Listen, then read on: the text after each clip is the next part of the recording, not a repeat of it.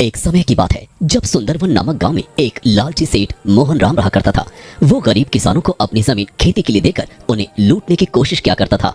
वो किसी भी तरीके से उस खेत की फसलों से उन गरीब किसानों का फायदा होने नहीं देता था। और एक बार ऐसे ही एक किसान दिवाकर को उसने अपनी जमीन खेती के लिए दी। दिवाकर की एक सुंदर बेटी थी जिसका नाम था लीला। काफी समय से मोहन राम की नजर दिवाकर की बेटी लीला पर थी। वो उसे किसी भी तरह से पानी की छलकता था। इसलिए मोहन राम ने एक बार एक षड्यंत्र रचा। एक बार वो दिवाकर के घर गया और उसने दिवाकर को आवाज देकर बाहर बुलाया। दिवाकर, ए दिवाकर, बाहर आ। दिवाकर बाहर आता है। वो मोहन राम को नमस्कार करता है। नमस्कार साहब, आप यहाँ बताइए ना क्या हुआ। मैं तुझसे कर्ज के पैसे लेने आया हूँ। साहब आप तो जानते हैं मैं इस समय कर्ज चुकाने की स्थिति में बिल्कुल नहीं हूँ। कुछ ही दिन पहले बिजली के एक हादसे में मेरी खेत की सारी फसल जलकर खाक हो गई। अब आप ही बताइए इस स्थिति में मैं आपके पैसे कैसे चुका पाऊंगा। तभी अंदर से दिवाकर की बेटी लीला बाहर आती है। लीला को मोहन राम बिल्कुल पसंद नहीं, क्योंकि मोहन राम हमेशा लीला की तरफ गंदी नजर से देखता है। देख, मैं कुछ नहीं जानता। कर्ज की तारीख भी निकल गई है और मुझे मेरे पैसे जल्द से जल्द चाहिए। तुम किसी भी तरह 2 दिन के अंदर मेरे पैसों का इंतजाम करो, वरना तुम्हारे लिए अच्छा नहीं होगा। ये कहकर मोहन राम वहाँ से निकल जाता है। दिवाकर परेशान हो जाता है। वो पीछे मुड़कर देखता है तो लीला दरवाजे पर खड़ी होकर उसे देख रही है। वो लीला की तरफ देखकर बोलता है, अब 2 दिन में मैं पैसे का इंतजाम कैसे करूँगा। शाम के समय मोहन राम अपने घर में अपने सेवक से मालिश करवा रहा होता है। अरे वाह मालिक, आज तो आपने कमाल कर दिया। उस दिवाकर की औकात दिखा दी। हाँ और नहीं तो क्या, उसकी बेटी लीला मेरी तरफ देखती भी नहीं है। आखिर उसे भी तो पता चले कि असली राजा कौन है। पर मालिक, अगर उसकी बेटी लीला ने आपके खिलाफ आवाज उठाई तो? मेरे सामने उठने वाली सभी आवाजों को मैं बंद कर दूंगा। तूने देखा नहीं किस तरह वो चुपचाप खड़ी थी जब मैं उसके पिता को बेइज्जत कर रहा था। ठीक है, चल अब चुपचाप आकर मालिश कर। नौकर वापस से मोहन राम की मालिश करना शुरू कर देता है और रात बीत जाती है। सुबह के उजाले के साथ सूरज की किरण निकलती है और मोहन राम दिवाकर के घर फिर से जाता है। दिवाकर, ए दिवाकर, बाहर आ। दिवाकर बाहर आता है। वो मोहन राम के सामने सिर झुकाकर खड़ा रहता है। मुझे माफ कर दीजिए, मैं आपके पैसे नहीं चुका सकता। देखो दिवाकर, अब मैं मजबूर हूँ। तुमने पंचायत में जाने के अलावा अब मेरे पास कोई रास्ता नहीं छोड़ा है। अब इस बात का फैसला पंचायत में ही होगा। पंचायत की सभा लगी हुई है जिसमें गांव के काफी सारे लोग इकट्ठा हुए हैं। पेड़ के नीचे सरपंच बैठे हैं। एक तरफ मोहन राम और उसका सेवक है और दूसरी तरफ दिवाकर और उसकी बेटी लीला खड़ी है। सरपंच दिवाकर की तरफ देखकर बोलता है, दिवाकर, क्या ये बात सच है कि तुमने इसके कर्ज की रकम नहीं चुकाई है? सरपंच जी, मैं आपको क्या बताऊं, मेरे पास उनकी कर्ज की रकम चुकाने के लिए 1 फुटी कौड़ी तक नहीं है। बिजली के हादसे में मेरी खेत की सारी फसल जलकर खाक हो गई। अब आप ही बताइए इस स्थिति में मैं उनके कर्ज की रकम कैसे चुका सकता हूँ। सरपंच मोहन राम की तरफ देखकर बोलता है, मोहन राम, तुमने उस बेचारे की मजबूरी सुनी, अब तुम क्या कहना चाहोगे? सरपंच जी, मेरा घर मेरे खेत के कर्ज के पैसों से चलता है। कर्ज की तारीख निकले हुए अब काफी दिन हो चुके हैं। अब आप ही बताइए इस स्थिति में मैं क्या कर सकता हूँ। पंचायत ने दोनों पक्षों की बात सुन ली है। दिवाकर के पास मोहन राम के कर्ज की रकम चुकाने का कोई उपाय नहीं है और कर्ज की रकम न चुकाने के कारण मोहन राम भी मजबूर है।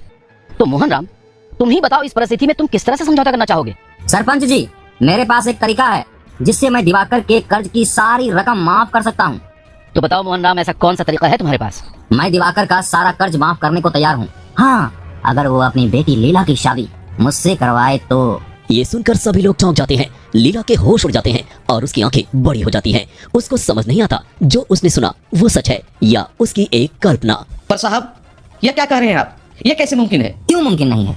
आखिर इसमें हर्ज ही क्या है? तुम्हारी बेटी अब बड़ी हो चुकी है, उसकी शादी की उम्र है और मैं उससे शादी करना चाहता हूँ। इसके बदले मैं तुम्हारी कर्ज की सारी रकम माफ कर दूंगा। ये सीधे तौर पे एक समझौता है। वो सरपंच की तरफ मुड़ता है और बोलता है, सरपंच जी, आप ही बताइए मैं गलत क्या बोल रहा हूँ? अगर मैं इसकी बेटी से शादी करता हूँ तो इसके बदले मैं इसकी सारी रकम माफ कर दूंगा। इसमें गलत क्या है? बात तो तुम्हारी सही है मोहन राम, पर हम इस तरह किसी लड़की को उसकी शादी के लिए जबरदस्ती नहीं कर सकते। तो ठीक है, अब इसकी किस्मत ही इसका फैसला करेगी। कल यहीं इसी वक्त मैं पंचायत के सामने एक थैली में एक काला और एक सफेद पत्थर डालूंगा।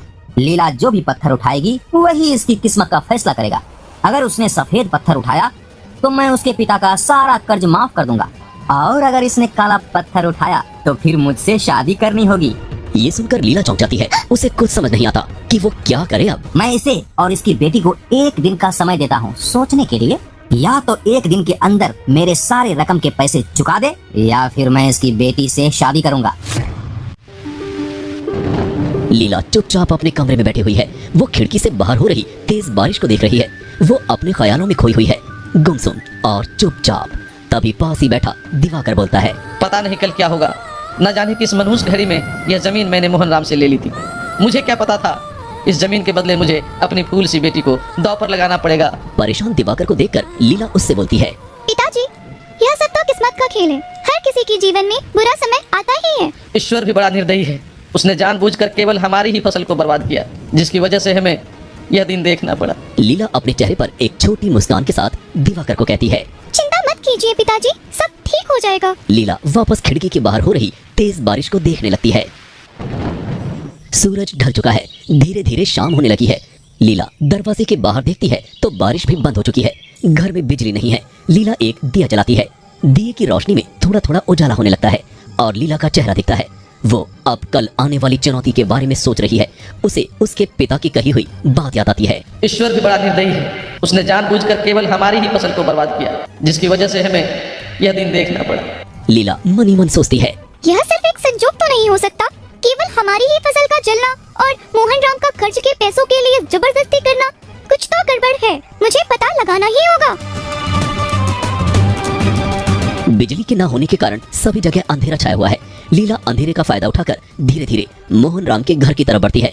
वो खिड़की से झांक कर देखती है कि मोहन राम अपने नौकर से मालिश करवा रहा है। आज अच्छे से मालिश कर, कल तो जीत हमारी ही होनी है। और नहीं तो क्या मालिक, आज तो उस दिवाकर और उसकी बेटी लीला का मुंह देखने लायक था। पंचायत के सामने बिल्कुल इतना सा चेहरा हो गया था उनका। और नहीं तो क्या, मैंने कहा था ना कि मेरे खिलाफ उठने वाली सारी आवाजों को मैं बंद कर दूंगा। वो लीला बहुत घमंड में रहती है। कल वो कुछ नहीं कर पाएगी।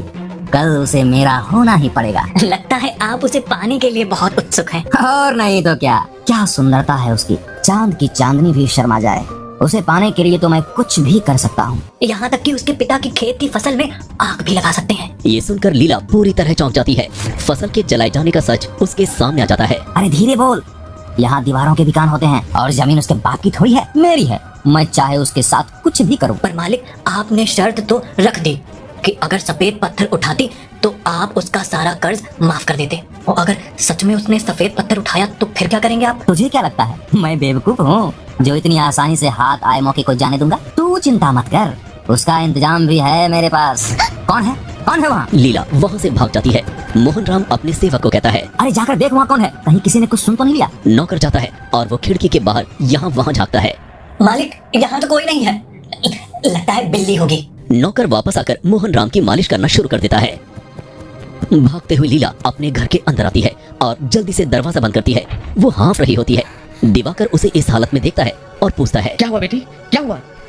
कुछ नहीं बाबा, बस मैंने खेत में एक सांप देख लिया था। अरे बेटा, कितनी बार तुझे कहा कि रात के समय अंधेरे में बाहर मत जाया कर। हाँ बाबा, अब ध्यान रखूंगी। लीला अपने कमरे में चली जाती है। वो अपने कमरे में बैठी हुई है और दिए की तरफ ध्यान से देख रही है।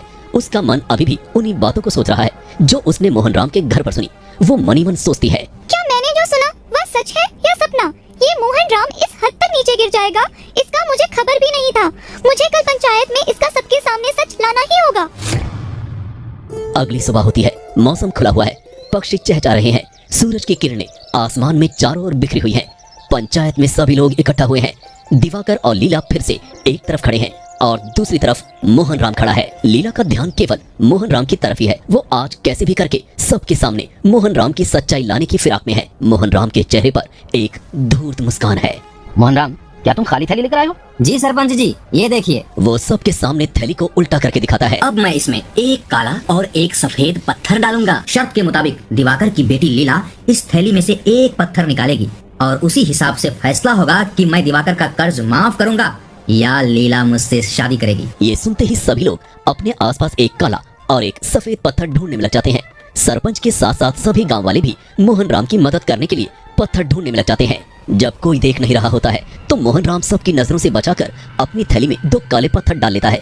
उसे लीला ये धूर्त हरकत करते हुए देख लेती है। वो फिर से असमंजस में पड़ जाती है कि अब उसे क्या करना चाहिए। वो परेशान हो जाती है और मनी मन उपाय सोचने की कोशिश करती है। मैंने इसमें 2 पत्थर डाले हैं, अब लीला की किस्मत ही तय करेगी कि क्या होगा।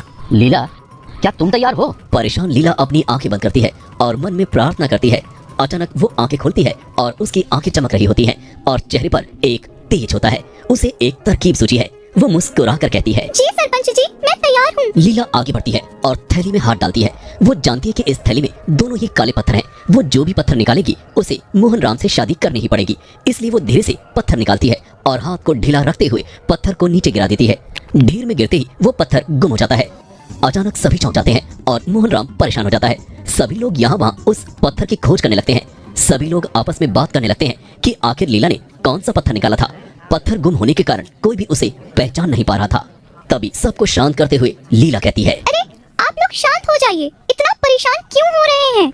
मुझसे गलती से वहाँ पत्थर गिर गया है, पर मैंने कौन सा पत्थर निकाला उसे पता लगाने का एक बहुत ही आसान तरीका है। सभी लोग ध्यान से लीला की तरफ देख रहे हैं और उसे सुन रहे हैं। आप सभी मोहन राम के थैले के अंदर देखिए।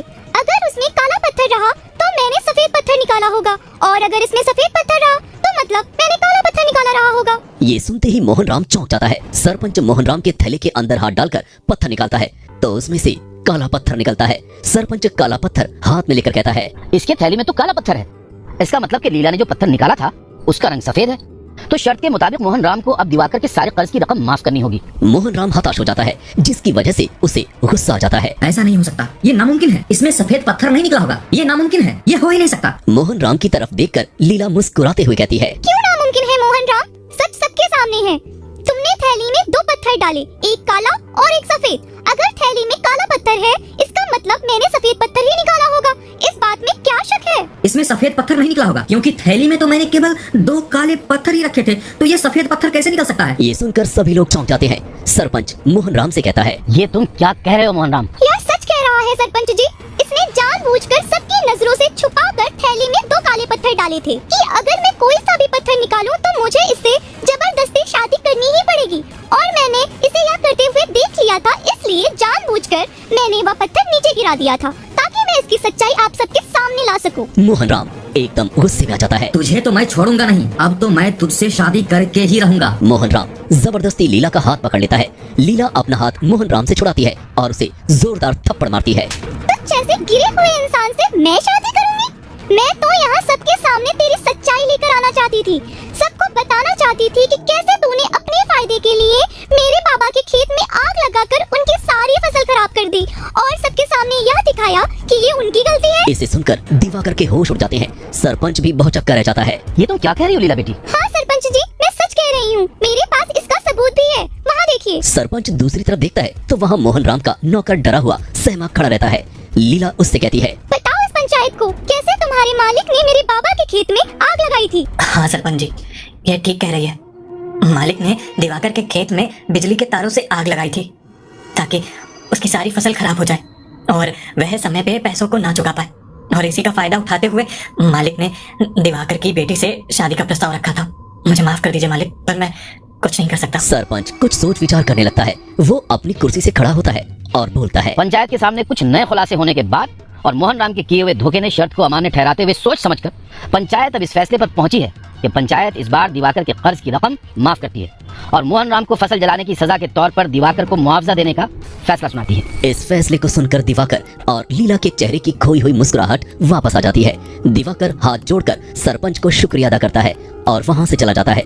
मोहन राम अपने हाथों को मलता हुआ रह जाता है। उसके सारे बुरे मंसूबों पर पानी फिर जाता है।